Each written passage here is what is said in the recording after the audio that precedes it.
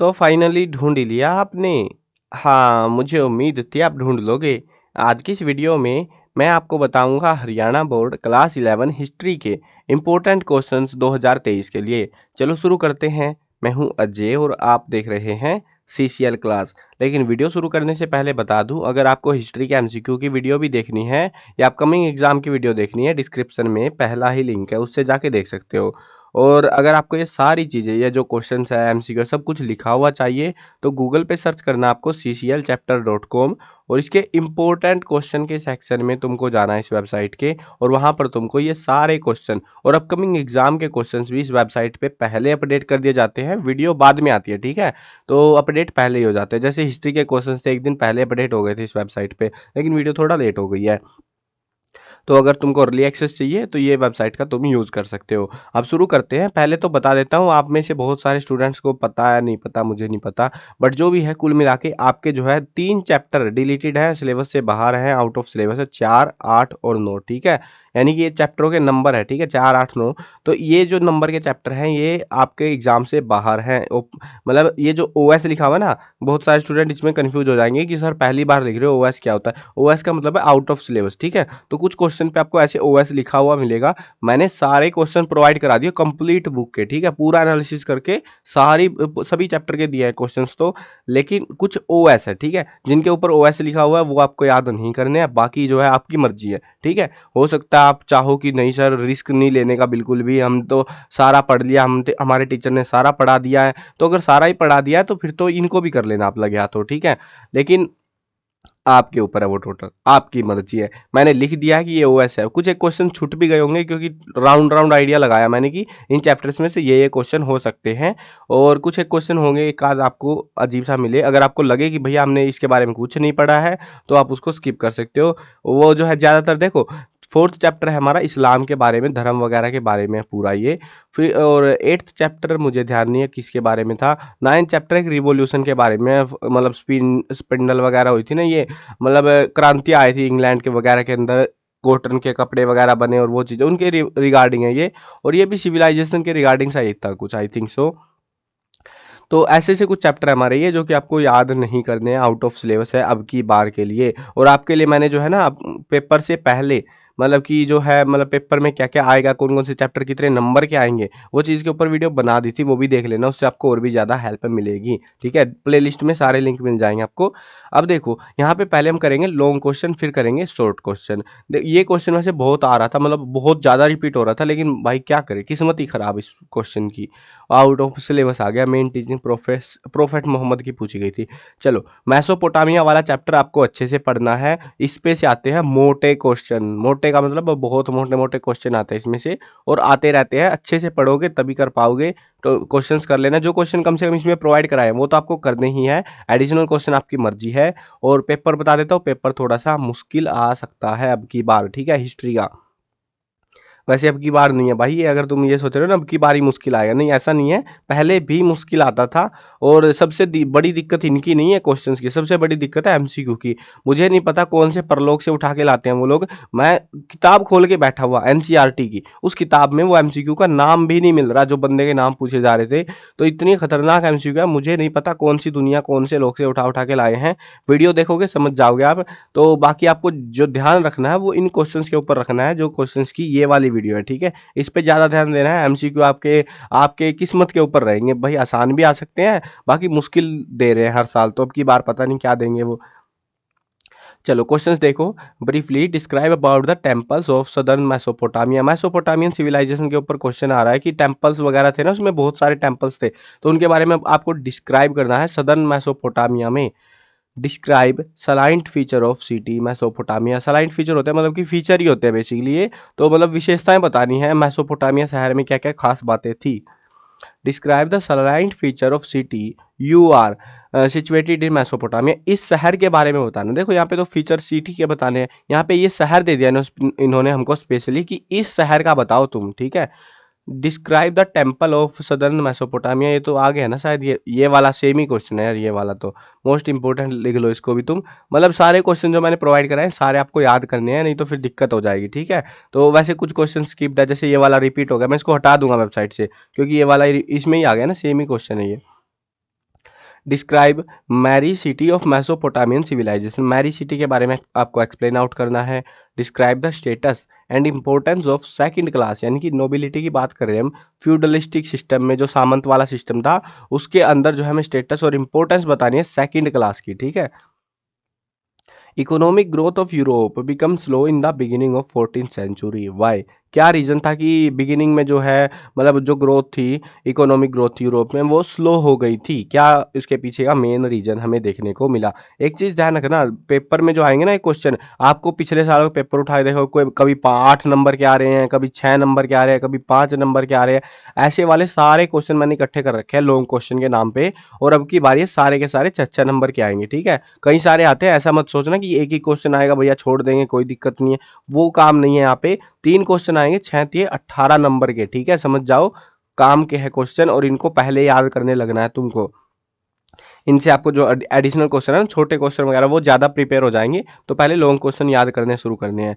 अब ये जो क्वेश्चन है ये वाले रिवॉल्यूशन वगैरह के ऊपर है ये सारे, और इंडस्ट्रियल रिवॉल्यूशन का क्या इंपैक्ट रहा है, ये भी बहुत आता था एग्जाम में यार। मतलब हमारी किस्मत इतनी खराब है अब की बार कि जो काम के पर्सन थे, जो रिपीट होने के सबसे ज़्यादा चांसेस थे ना, वही आउट ऑफ सिलेबस हो गए भाई, किस्मत ही फूटी पड़ी है।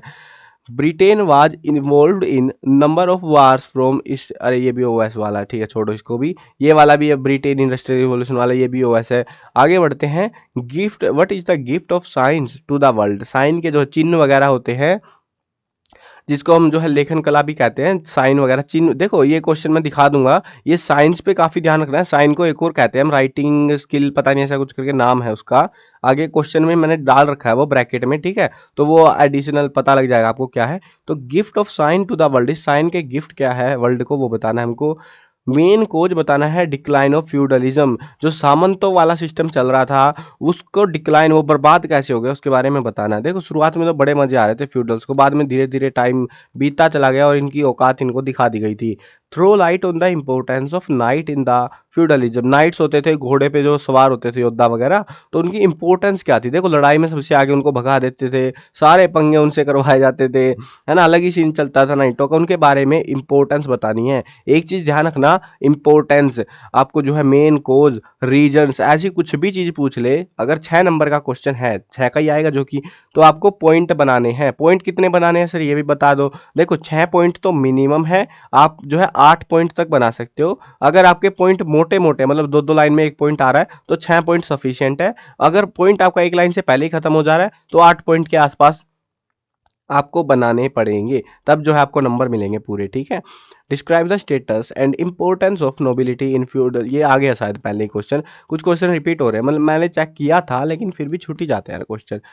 Right the fundamental changes in agricultural technology in medieval period, medieval period के दौरान में एग्रीकल्चर टेक्नोलॉजी में बहुत सारे चेंजेस हुए, तो हमें फंडामेंटल चेंजेस क्या क्या देखने को मिले उनके बारे में एक्सप्लेन आउट करना है। What are the relative advantages of canal and railway transportation, canal का और रेलवे ट्रांसपोर्टेशन का क्या एडवांटेज रहा वो हमको बताना है। Explain the various stages of development of the system of science, science वाला टॉपिक जरूर करना, ये काम का है, इसमें से क्वेश्चन हमें मिलते हैं, ठीक है। तो साइंस की डेवलपमेंट वगैरह के बारे में बताना है, कई बार ये वाला क्वेश्चन आ चुका है। Right the main opinion on the development of language, language की जो डेवलपमेंट है उसके ऊपर मेन ओपिनियन हमको देने हैं। Right the fundamental changes in agriculture, ये फिर आ गया भाई तू, मतलब यार मैंने कितने चेक करे थे फिर भी गड़बड़ हो ही जा रही है, चलो कोई ना यार, हो जाता है, कई कई बार हो जाता है चेक करने के दौरान में, बट ये क्वेश्चन जो है ना आपको सारे कर लोगे, मैं इनको अपडेट कर दूंगा वेबसाइट पे, जो क्वेश्चन रिपीट हो रहे हैं उनको हटा दिया जाएगा।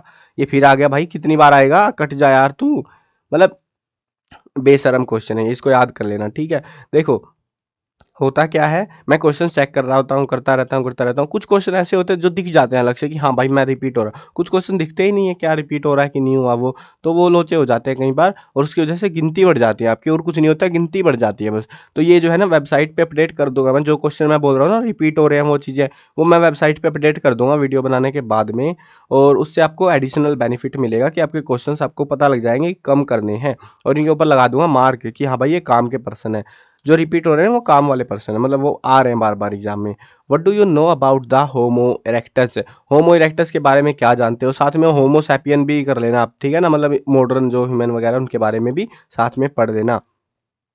What was the third century crisis in Roman, Roman में थर्ड सेंचुरी में क्या क्या क्राइसिस मिले। What are the contribution made by Arab in the field of science and philosophy, इस फील्ड के अंदर जो है अरब के लोगों ने क्या कंट्रीब्यूट किया है वो हमको बताना है। अभी 3 मार्क्स के क्वेश्चन देखो।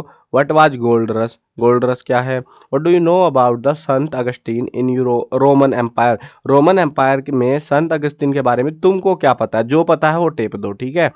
वैसे ये काम का बंदा है ये। What was the third century crisis in Roman empire, ये देखो तुम एक मस्त सी चीज दिखाता हूँ। ये 5-6 नंबर का क्वेश्चन था एक बार एग्जाम में, पता नहीं 5 नंबर के लमसम में, और यही सेम क्वेश्चन आपसे 3 नंबर में पूछा गया है। अब कुछ स्टूडेंट तो हो जाएंगे भाई दुखी कि भैया 5 नंबर वाला 3 में आ गया, पोपट कट गया। तो तभी जो है मैं कहता हूँ कि भाई सारे पढ़ो, लाइन वाइज पढ़ो, याद होंगे। और कुछ क्वेश्चन, बहुत सारे क्वेश्चन ऐसे होते हैं जो स्किप हो जाते हैं हमारे। अब वो क्वेश्चन याद कर लिया, सेम ही आंसर टेप रहा है, 3 नंबर में थोड़ा कम लिखना है, उसमें थोड़ा ज़्यादा लिखना है, बस इतना फर्क होता है। Throw light on the importance of Abbasid revolution, ये जो रिवॉल्यूशन था इसके ऊपर इंपॉर्टेंस क्या थी इसकी वो बताना है। What are the contribution of Arab in the field of science and philosophy, अभी आया था थोड़ी देर पहले ये 5 नंबर वालों में, अभी ये 3 नंबर वालों में भी पूछा गया हमसे। देखो मैंने ऐसा नहीं करा कि भाई 3 नंबर वाला 5 में उठा के ऐसे कॉपी कर करके रख दिया, वो काम मैं नहीं करता। जो क्वेश्चन 3 नंबर में एग्जाम में पूछा वो 3 में रखा, जो 5 में पूछा 5 में पूछा, 5 में रख दिया। अब दोनों में पूछ लिया तो मैं क्या करूं, मैंने दोनों में रख दिया, है ना। सिंपल बात है ना। आपको पता होना चाहिए कि ऐसे भी आ रहा है, इतने नंबर में भी, इतने नंबर में भी ये क्वेश्चन पूछे जाते हैं।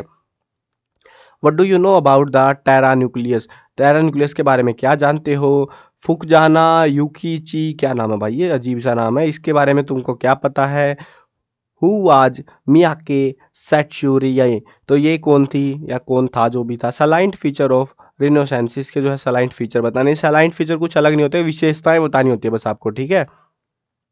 चलो अभी 2 मार्क्स के क्वेश्चन देखो। 2 मार्क्स के बहुत सारे क्वेश्चन हमें देखने को मिलते हैं एग्जाम में, और बहुत सारे ही हैं लिटरली ये। Write any 2 cause of Chinese revolution 1911 AD, तो 1911 में चाइनीज रिवॉल्यूशन हुआ था, सबको याद होगा, ये बारे में पढ़ा होगा। 2 कारण बताने, लेकिन आपको 2 याद नहीं करने, मैं बता देता हूँ। कम से कम 4-5 रीजन याद कर लेना, अगर हो आपके पास में अवेलेबल हो ना तो पढ़ लेना, हो सकता है ये क्वेश्चन बड़ा करके पूछा जा सकता है। For what Mari city was famous, Mari city जो है मेसोपोटामिया में, वो किस चीज़ के लिए फेमस है। आपको ये भी पता होना चाहिए कहाँ पर है ये मैरी सिटी, मेसोपोटामिया में है, और ये किस चीज़ के लिए फेमस है वो आपको बताना है। वट वाज डिनारियस, डिनारियस क्या थे। What was vassals in France, France के अंदर वो बताना है। प्रोफेट मोहम्मद की टीचिंग आउट ऑफ सिलेबस है हमारी, ठीक है। फैक्ट्री एक्ट बहुत आ रहा है, मतलब कई बार एग्जाम में देखने को मिला। 1819 वाला एक्ट की बात करें, ब्रैकेट में देते भी हैं, अगर नहीं भी दे तो तुम्हें समझ जाना है 1819 में फैक्ट्री एक्ट लागू किया गया था, और उस एक्ट का क्या पंगा था पूरा बताना है आपको। और हाँ, एक और चीज़ ध्यान रखना है आपको कि कुछ क्वेश्चन आपको लगेंगे कि सर ये हमारे सिलेबस से बाहर है, तो उनको छोड़ देना, ठीक है। अभी मैं तो वीडियो में बना रहा हूँ, अब कुछ चीज़ें ऐसी होती है जो मैं नहीं ढूंढ पाता उन चीज़ों के बारे में, और वो नहीं मिलती तो भाई फिर मैं भी क्या ही करूँ, है ना। जो आइडिया मिलता है, जो रफ आइडिया मिल जाता है चैप्टर देख के कि हाँ ये क्वेश्चन है जो इस चैप्टर से पक्का इसी चैप्टर के हैं, तो उनको स्किप कर देता हूँ मैं। उनके आउट ऑफ सिलेबस में बस यही एक बड़ी दिक्कत है कि हमें एग्जैक्ट पता नहीं लगता कौन से चैप्टर से है, क्योंकि कई चैप्टर्स में सेम सा ही डाटा दिया होता है कई बार। What is written in Old Testament about Mesopotamia, Mesopotamia पे बहुत क्वेश्चन है, अच्छे से पढ़ा होगा तो चैप्टर कर पाओगे, नहीं तो दिक्कत आएगी। हु वाज संत अगस्तीन, संत अगस्तीन कौन था, ये तो पहले आ गया था लेकिन अलग स्टाइल में पूछा गया था हमसे, है ना। What do you know about the Islamic calendar, अब मेरे को ये लगा था 4th चैप्टर से है ये, बट वहाँ पूरे चैप्टर में कैलेंडर की बात ही नहीं हुई। अब पता नहीं क्या सीन था, तो मैंने लिखा ही नहीं भाई, मैं क्या ही बोलूँ इस क्वेश्चन को लेके। तो कुछ और चैप्टर्स भी थे जहाँ पे इस्लामिक इस्लामिक की बात हो रही थी, तो मुझे लगा कहीं बाहर से ना लग जाए तुमको, और रिपीट हो रहा था, तो मोस्ट इंपॉर्टेंट पे मैंने डाल दिया। अब वो आपको देखना है कि वो उसमें से है या नहीं है, वो चीज़ें जरूर चेक कर लेना एक बार थोड़ा सा। Describe feudalism in economic text, feudalism के बारे में, फ्यूडलिज्म तो जरूर पढ़ना आपको, फ्यूडलिज्म बहुत काम का टॉपिक है, ठीक है। कि वो कैसे, मतलब क्या पंगे हुए, कैसे उन्होंने पंगे करे और कैसे उन्होंने वो बर्बाद हो गए, पूरा रीजन वगैरह आपको पता होनी चाहिए फ्यूडल सिस्टम का, क्योंकि फ्यूडल सिस्टम काफ़ी लंबे अरसे तक रहा था हिस्ट्री में, तो इसीलिए ये हमसे ज़्यादा पूछा जाता है। और एक मेसोपोटामिया के बारे में, ये 2 टॉपिक तो रट लेने आपको बिल्कुल से। व्हाट इज लुडेट्स मूवमेंट, लुडिट्स मूवमेंट, यार स्पेलिंग थोड़ी टेढ़ी मेढ़ी पढ़ देता हूँ तो काम चला लेना, ठीक है। व्हाट वाज कोपरनिकस रिवॉल्यूशन, ये रिवॉल्यूशन कौन सा था। What was the difference between the Australopithecus and Homo sapien, इनके बीच में क्या डिफरेंस है, ये दोनों भी पढ़ने, और एक और आया था हमारा होमो के नाम से ही कोई, तो ये पढ़ने आपको, ठीक है, ये क्वेश्चन आ जाते हैं कभी कभी। What do you know about the 1001 night, ये जो यहाँ पे कोमा आना चाहिए था, इसके मतलब 1001 रातों के बारे में तुम क्या जानते हो, तुम्हें क्या पता है। मंगोल कौन थे, who was Mongol. What was Yasa in Mongolian Empire, Yasa क्या थे मंगोलियन एम्पायर में। शॉर्ट नोट बताना है, कुरान शरीफ के ऊपर हमको लिखना है। Who was Galileo. What do you know about the Tupinamba, बड़ी अजीब अजीब स्पेलिंग है। For which word settler is used, settler जो वर्ड था ये काफ़ी कई बार देखने को मिल चुका है मेरे को, और मैंने पढ़ा था तो मेरे को ध्यान आ गया ये डच लोग थे ना जो साउथ अफ्रीका के अंदर, उनके लिए ये यूज किया जाता था। अफ्रीका ही था ना, अफ्रीका में है शायद, साउथ अफ्रीका था आई थिंक सो, बट ये कन्फर्म है कि डच लोगों के लिए ये वर्ड यूज करते थे, जो वहाँ पे जो है कॉलोनी वगैरह का सिस्टम था, उनके लिए सेटलर वर्ड यूज किया जाता था, ठीक है। तो इसके बारे में पढ़ना है। For which word settler is used, यही तो पूछ रहे हैं हमसे, तो यही बताना बस आपको। हु वाज फुकजुआना या कुछ यूकिंची, जो भी नाम है भाई। What was the aim of Third International, जजिया क्या था। जजिया जो है एक टैक्स होता था, जो कि मतलब हिंदुओं से लिया जाता था, और क्योंकि भैया मुसलमानों का राजपाट चल रहा था इंडिया में, और उसके चलते जो है और भी अलग देशों में भी यही पंगे थे, कुछ अलग ही सेंस चल रही थी, सबका सेम ही हाल था। मतलब कुल मिला के जो मुसलमान थे ना, उनको छोड़ के बाकी सभी लोगों से टैक्स लिया जाता था मंदिरों में पूजा करने के लिए, उन चीज़ों के लिए, तो उसको हम जजिया नाम देते थे। Right, any two features of military administration of Mongol, they give a brief, अरे आउट ऑफ सिलेबस हमारे आर्ट, ये तो शायद ये 8वें चैप्टर में थे आई थिंक सो, तो इसलिए आउट ऑफ सिलेबस है। व्हाट वाज द हरकरी system of Genghis Khan, Genghis Khan के बारे में कभी कभी सी क्वेश्चन पूछ लेते हैं, ज़्यादा कुछ खास आता नहीं है, कि आउट ऑफ सिलेबस एजटेक वाला हमारा। What do understand by the terra nuclear, ये फिर से आ गया, देखो टेरा न्यूक्लियर 5 नंबर में पूछा था शायद लास्ट टाइम हमसे, और अभी फिर से रिपीट हो रहा है ये। हु वाज मियाके सैटशूरिय, क्या नाम है भाई, स्पेलिंग आधी स्पेलिंग तो ऐसी अजीब अजीब से नाम रख रखे हैं, पता नहीं हम पढ़ ही क्यों रहे हैं इनको। 1 मार्क्स के क्वेश्चन देखो आप। Name the king of England who had ruled 11 years without inviting parliament, उस रूलर का नाम बताओ, उस किंग का नाम बताओ जिसने 11 साल राजपाट कर लिया बिना पार्लियामेंट बुलाए। On which river bank Mesopotamian culture was developed, ये तो बहुत आसान क्वेश्चन है, सबको पता होगा इसके बारे में, कि कौन सी नदी पे मेसोपोटामिया बसा था। What was Gilgamesh in Mesopotamia culture, इस कल्चर में ये क्या है ये चीज़। What was house in Mesopotamia, ये क्या चीज़ है। व्हाट वाज उतनापिस्टीम, ये क्या चीज़ है भाई, ये भी बता दो। न्यूक्लियर फैमिली है, न्यूक्लियर फैमिली भी होती है क्या, इससे आप क्या समझते हो न्यूक्लियर फैमिली से। हु वाज ऑक्टेवियन, ये समझ रहे हो तुम, सारे क्वेश्चन जो है ना मिडल रेंज के जो क्वेश्चन है वो ऐसे आएंगे, ये कौन था, वो कौन था, ये कौन था, ऐसे क्वेश्चन आएंगे, ऐसे कोई लॉजिकल क्वेश्चन नहीं आएंगे, ठीक है। ना ही किसी में डेट वगैरह के मैंने एक चीज़ बहुत कॉमन नोटिस करी है, आपकी हिस्ट्री में डेट्स नहीं आ रही है, बहुत रेयरली ही डेट्स पूछ रहे हैं, ज़्यादा क्वेश्चन आ रहे हैं कि ये कौन था, वो कौन था, ये कौन था, बस ऐसे ही पूछे जा रहे हैं पूरे सभी पेपरों में। ये बुरा हाल है, और ये खतरनाक चीज़ है भाई, पेपरों में इतने सारे नाम याद नहीं रहते, आपको भी पता है ये बात, लेकिन मैं क्या ही कर सकता हूँ, इसीलिए मैं कह रहा हूँ इनको पढ़ के जाना, कम से कम इनमें से बहुत सारे क्वेश्चन मिलेंगे आपको। What was the amphora in Roman Empire, which king of Rome was called as principate. What was equites knight, जिसको हम कह रहे हैं, तो ये कौन थे। नाइट के बारे में तो मैंने बता दिया था, वो घोड़े वाले योद्धा। व्हाट इज हिजरा इन इस्लाम, हिजरा क्या होता है इस्लाम के अंदर, अब मुझे पता नहीं है 4th चैप्टर से है या नहीं है, बट लग तो ऐसा ही रहा है, वैसे वहीं से ही लग रहा मेरे को। When Mongol captured Baghdad, Mongol ने बगदाद को कब कैप्चर किया। व्हाट इज 1001 नाइट, देखो ये फिर आ गया ये क्वेश्चन 1001 नाइट वाला। To which country Marc Bloch belonged, कहाँ से बिलोंग करता है ये। Charlemagne what's the ruler of which country, ये जो बंदा है जो भी है कहाँ का रूलर है, कौन से देश का। What was fifth in feudalism, feudalism में फिफ्थ का क्या मतलब है, क्या चीज़ है ये। When Sant Benedict was founded, कब बना था ये। When Alexander conquered Babylon, Alexander ने बेबीलोन पे कब कब्जा कर लिया था। To which community the king of Mari belonged, Mari king of Mari कौन सी कम्युनिटी से बिलोंग करता है। स्टेल क्या है। Approximately how many grams consist of 1 डिनारस, 1 डिनारस में कितने ग्राम होते हैं वो पूछ रहे हैं। ड्रेसल 20 क्या है ये भी मैंने पढ़ा तो था, अभी मेरे को ध्यान नहीं आ रहा है, कोई मतलब कोड वगैरह लगाया गया था, क्या सीन था इसका, काफ़ी कॉम्प्लेक्स सा मैटर था इसमें। ये काम का ही एमसीक्यू वगैरह में भी मैंने देखा था, तो इसलिए मैंने इसके जब रिसर्च कर रहा था ना इसके बारे में, तो मैंने पढ़ा था फिर भूल गया भाई। अब इतने सारे डाटा लिख लिख के भूल जाते हैं आधी चीज़ें। व्हाट वाज कबीला? कबीला क्या होते हैं? When first second and third Holi war were held. पहली दूसरी और तीसरी सारी बता दो एक ही नंबर में भाई, इतनी बेइज्जती। 3 नंबर में, 2 नंबर में देना चाहिए था इनको ये क्वेश्चन, 1 नंबर में पूछ लिया। What is the literal meaning of सरिया? सरिया का मतलब क्या होता है? ये भी मुसलमानों का कानून वगैरह है शायद से, इस्लाम का, तो वही है ये सरिया। What was manor in feudalism system? Manor क्या होते हैं फ्यूडलिज्म सिस्टम में? What was tithe? टीथ क्या होते हैं? Who is called as child king in France? France के अंदर चाइल्ड किंग किसको कहा जाता है? अभी तो है ना कुछ एमसीक्यू, मतलब ये जो है 1 मार्क्स के साथ में कभी कभी एग्जाम में फिल इन द ब्लैंक भी दिए जाते हैं, ठीक है, तो वो ध्यान रखने हैं, फिल इन द ब्लैंक भी आपको कर लेने हैं। Humanities word is made from Latin word. Latin word से जो है यहाँ पे फिल इन द ब्लैंक भरना है।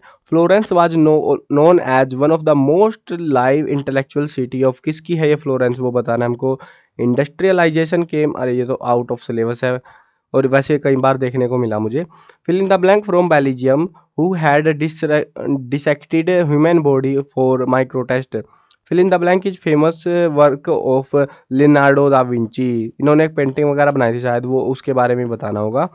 जोहान्स गुटनबर्ग बिलोंग्ड टू, किससे बिलोंग करता है, मतलब देश पूछा गया, I think so. Ignatius Loyola founded Khalistan, क्या चीज़ फाउंड करी थी 1540 में। Fill in the blank announce that all planet including Earth revolve around the sun, किसने अनाउंस करा कि ये सारी चीज़ें घूम रही हैं सन के अराउंड में। फिल इन द ब्लैंक, ये तो आउट ऑफ सिलेबस है हमारा, मॉडर्न इंडस्ट्रियलाइजेशन वाला है। The deserted village is the poem of famous English writer, ये जो है ना ये एमसीक्यू में भी था ये same question I think so. तो ये किस राइटर की जो है पोएम है हमारी, इसलिए मैं कह रहा हूँ देखो दोनों वीडियो देखोगे ना, कुछ क्वेश्चन आपके एमसीक्यू में, यही क्वेश्चन जो है ना 1 मार्क्स के मैं दिखा रहा हूँ जो 1 वर्ड में आंसर आएगा, वो एमसीक्यू में पूछे जा सकते हैं, और इसीलिए मैंने आपको प्रोवाइड कराए हैं, ये चीज़ें काम आएंगी, ठीक है, काम आएंगी, स्किप नहीं करना, आंसर वगैरह देखने आपको पड़ेंगे भाई। देखो अपने चैप्टर अच्छे से पढ़ रखे हैं ये चीज़ें, मेरे से तो अच्छे से ही पढ़ रखे हैं क्योंकि मैं तो भूल गया पढ़ा के, लेकिन आपने अच्छे से कर रखी है चीज़ें, और आपको ज़्यादा पता होगा कौन से चैप्टर से कौन सा क्वेश्चन क्या चीज़ें पूछी जा रही हैं, या फिर गाइड वगैरह में मिल जाएंगे आपको ईजिली। तो ज़रूर से करने हैं आपको ढूंढ डांट के, ठीक है, मैं गूगल से कर लेता लेकिन बहुत टाइम खोटी हो जाता है और पेपर नज़दीक है बहुत सारे, और बाकी सब्जेक्ट भी करने हैं यार, आपका मैथ भी बनाना है, कोशिश कर रहा हूँ बन जाए। Thales was a direct, fill in the blank भरना है। Famous essayist Cicero was contemporary of, fill in the blank भरना है। Thomas More was belonged to, किससे बिलोंग करता है वो भी भरना है। Royal London Royal Society was originated in, fill in the blank AD, कौन सी एडी में था। देखो आपको समझ आ रहा है, डेट वाले बहुत कम आते हैं, ज़्यादातर लोकेशन नाम वगैरह इनके क्वेश्चन बहुत आ रहे हैं और कन्फ्यूजिंग है ये चीज़। कोस्मोग्राफिकल मिस्ट्री वाज रिटन बाय, किसने लिखी थी। पेरिस में जो है एकेडमी ऑफ साइंस थी, ये कब फाउंड की गई, ये मैंने एमसीक्यू में कराया था ऐसा ही क्वेश्चन कोई, तो वहाँ से पता लग जाएगा आपको इसका आंसर। तो इन 1516 एडी थॉमस मोर पब्लिश्ड, क्या पब्लिश करा था। जोहान्स गुटनबर्ग बिलोंग टू, ये फिर से आ गया भाई, काटा तो था मैंने, ये रिपीट हो रहा है क्वेश्चन, ये थोड़ा काम का लग रहा है मुझे, तो इनके पढ़ लेना, ठीक है। तो ये थे हमारे टोटल क्वेश्चंस इंपॉर्टेंट वाले, 1 मार्क्स 2 मार्क्स 5 6 जितने भी थे सारे क्वेश्चन मैंने करा दिए हैं एग्जाम के लिए। और एडिशनली रिलेटेड क्वेश्चन में 2 टॉपिक जरूर आपको ध्यान रखने हैं, फ्यूडलिज्म वाला अगर डिटेल में पढ़ना है उसको थोड़ा, ठीक है, उसमें से बहुत क्वेश्चन आते हैं फ्यूडल वाले सिस्टम में से। और एक है हमारा मेसोपोटामिया। मेसोपोटामिया तो सबसे पहले मेसोपोटामिया वाले सिस्टम को रटने लग जाना, क्योंकि मेसोपोटामिया पे बड़े क्वेश्चन आते हैं, फ्यूडल वाले पे तो ठीक ठाक ही आते हैं। अगर आपको पास होना है मेसोपोटामिया जरूर आना चाहिए, इसके बिना आपको बहुत तकलीफें होने वाली हैं, ठीक है। और पेपर थोड़ा सा नहीं, या फिर हो सकता है भाई, देखो वो डिपेंड करता है आपने कैसा पढ़ रखा है, लेकिन पेपर अगर पढ़ भी रखा है ना तब भी आपको मुश्किल लगेगा, और अगर बिल्कुल नहीं पढ़ रखा तो भाई कतई जहर मुश्किल आने वाला है। तो थोड़ा अलर्ट रहिएगा, इसके बारे में अच्छे से पढ़ लेना, कहीं आप फिर बोलो कि सर ने बताया नहीं था कि मुश्किल पेपर आएगा, हम तैयारी कर लेते और बढ़िया से कम ये जो क्वेश्चन है ये तो पढ़ लेना, सारे के सारे आंसर देख लेना इनके। और बाकी जो है एडिशनल क्वेश्चन भी बता दिया मैंने, इन 2 टॉपिक्स के जरूर करने हैं एडिशनल क्वेश्चन, बाकी टॉपिक्स के भी आपकी मर्जी है, करो ना करो। आउट ऑफ सिलेबस वाले चैप्टर को छोड़ सकते हो, वो ज़्यादा बेनिफिट है, क्योंकि 3 चैप्टर तो घट ही गए यार, 3 चैप्टर से तो छुटकारा मिल ही गया आपको कम से कम, है ना। चलो आई होप समझ में आ गई होंगी सारी चीज़ें। और अगर क्वेश्चंस वगैरह लिखे हुए चाहिए तो वेबसाइट पे विजिट कर लेना, और बाकी की वीडियोस देखनी है तो प्लेलिस्ट से जाके देख लेना। और चैप्टर्स में मैंने जो है ना बता रखा है, एक वीडियो बना रखी है जिसमें कौन सा चैप्टर कितने नंबर का आएगा वो भी मैंने बता रखा है, वो वाली वीडियो देख लेना। उससे एडिशनल हेल्प मिलेगी कि कौन से चैप्टर को आपको ज़्यादा रट्टा मारना है। समझ गए ये चीज़, ये काम आएगी, इसीलिए मैं बता रहा हूँ। ऐसे नहीं बता रहा कि भैया चलो ठीक है तुम्हारा मन करे तो देख लेना, वो देखनी ही है सबको। अगर जिसने नहीं देखी है उससे आपको बेनिफिट मिलेगा, पक्का मिलेगा। आपको पता लगेगा ये चैप्टर ज़्यादा नंबर का है तो इसको रटूंगा ना, मैं दूसरे को थोड़ी ना रटूंगा। हो सकता है कि ऐसा चैप्टर हो कि वो आता ही ना हो, बहुत कम नंबर का आएगा अब की बार, तो वो सीन है। और इसीलिए मैं कह रहा हूँ उसको जरूर देख लेना जिसमें ज़्यादा नंबर का सिस्टम है ना, वो पहले ध्यान रख लो उन चैप्टर्स का। ठीक है, आई होप समझ में आ गई होगी सारी चीज़ें। चलो मिलते हैं नई वीडियो में, बाय बाय। और हाँ, जिसने वीडियो लास्ट तक देखी है कमेंट करके बताओ भाई लास्ट तक देखी सर हमने, मजा सा आ जाता है आपके कमेंट पढ़ के। चलो मिलते हैं नई वीडियो में, टाटा गुड बाय।